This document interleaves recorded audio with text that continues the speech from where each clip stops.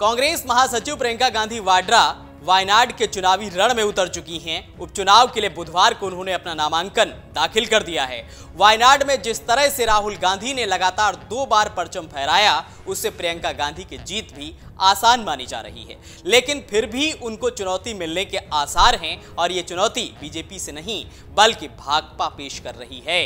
कैसे प्रियंका की जीत की राह में भाकपा रोड़ा बन सकती है, अपनी इस रिपोर्ट में आपको समझाएंगे। साथ ही वायनाड लोकसभा सीट से जुड़ी कई और जानकारियां आपके साथ साझा करेंगे। वायनाड में प्रियंका गांधी का मुकाबला भाकपा के सत्येंद्र मोकेरी और बीजेपी की नव्या हरिदास से होगा।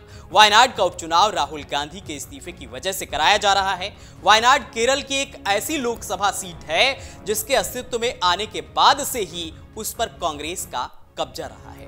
केरल को वामपंथ का गढ़ कहा जाता है, लेकिन वायनाड कांग्रेस का गढ़ है। यहां अब तक हुए 4 चुनावों में भारतीय कम्युनिस्ट पार्टी यानी कि भाकपा को दूसरे स्थान से ही संतोष करना पड़ा है। वहीं अगर बीजेपी की बात करें तो उसने इस सीट पर हुए अब तक के 4 चुनाव में से 3 में अपनी किस्मत आजमाई है, लेकिन केवल एक बार ही वह 1 लाख से अधिक वोट हासिल कर पाई है। इस साल हुए लोकसभा चुनाव में कांग्रेस नेता राहुल गांधी ने 2 सीटों केरल की वायनाड और उत्तर प्रदेश की रायबरेली सीट से चुनाव लड़ा था। उन्हें दोनों ही सीटों पर जीत मिली थी। बाद में उन्होंने वायनाड सीट से इस्तीफा दे दिया था। इस वजह से वहां उपचुनाव कराया जा रहा है। राहुल के इस्तीफे के बाद ही कांग्रेस ने घोषणा की थी कि वायनाड का उपचुनाव प्रियंका गांधी वाड्रा लड़ेंगी। इसी क्रम में प्रियंका ने बुधवार को वायनाड से अपना नामांकन पत्र दाखिल किया। इस अवसर पर कांग्रेस अध्यक्ष मल्लिकार्जुन खड़गे, प्रियंका की मां सोनिया गांधी और भाई राहुल गांधी भी उनके साथ में वहां पर मौजूद थे। नामांकन दाखिल करने से पहले प्रियंका ने एक विशाल रोड शो किया था। वायनाड लोकसभा सीट पर उपचुनाव का मतदान 13 नवंबर को कराया जाएगा। वहां वोटों की गिनती 23 नवंबर को होगी। राहुल ने 2019 का चुनाव भी 2 सीटों पर लड़ा था। इसमें वायनाड और उत्तर प्रदेश की अमेठी सीट शामिल थी, लेकिन वो केवल वायनाड से ही जीत पाए थे। अमेठी में उन्हें बीजेपी की स्मृति ईरानी से हार का सामना करना पड़ा था।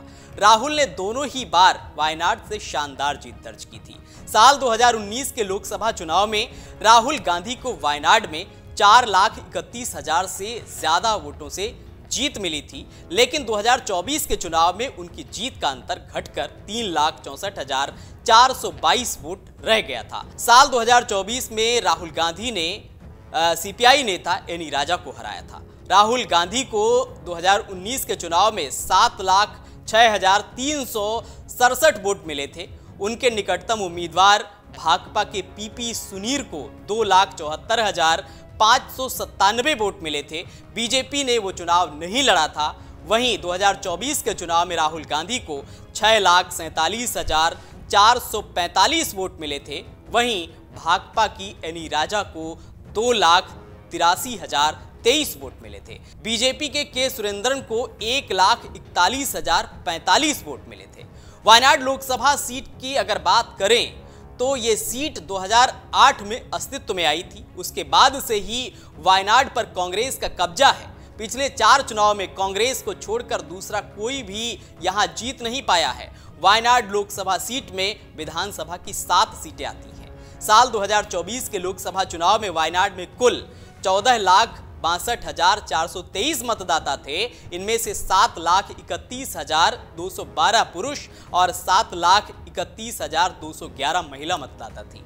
मतदान के लिए 10,84,653 लोगों ने अपने मताधिकार का प्रयोग किया था। वहीं इससे पहले 2019 के चुनाव में वायनाड में मतदाताओं की संख्या 13,59,679 थी। इनमें 6,74,807 पुरुष और 6,84,871 महिला मतदाता थी। वहीं 2014 में वायनाड में कुल 12,49,420 मतदाता थे। इनमें से 6,14,822 पुरुष और 6,34,598 महिलाएं थी। उस चुनाव में 9,15,006 मतदाताओं ने अपने मताधिकार का इस्तेमाल किया था। उस चुनाव में 4,54,300 पुरुष और 4,60,706 महिला मतदाता थी। इस चुनाव में कांग्रेस के एमआई शानवास ने भाकपा के सत्येंद्र मोकेरी को हराया था। शानवास को 77,035 वोट मिले थे, वहीं भाकपा उम्मीदवार को 3,56,165 वोट मिले थे। इस तरह कांटे की टक्कर यहां पर देखने को मिली थी। साल 2009 के चुनाव में भी कांग्रेस के एमआई शाहनवाज ने भाकपा के एडवोकेट एम रहमतुल्लाह को 1,53,439 वोटों के विशाल अंतर से हराया था। शाहनवाज को 4,10,703 और रहमतुल्लाह को 2,57,264 वोट मिले थे। तो इस तरह जब से ये सीट अस्तित्व में आई है, तभी से कांग्रेस का यहां पर दबदबा रहा है और भाकपा यहां हमेशा दूसरे नंबर पर रही है। इसलिए कांग्रेस को इस बार भी बीजेपी से कम और भारतीय कम्युनिस्ट पार्टी से ज्यादा सतर्क रहने की जरूरत होगी। अगर आप ये वीडियो YouTube पर देख रहे हैं तो हमारे चैनल को सब्सक्राइब कर बेल आइकन दबाएं और Facebook पर देख रहे हैं तो हमारे पेज को लाइक करें। 8 मिलियन प्लस सब्सक्राइबर, आपके इस भरोसे के लिए बहुत धन्यवाद।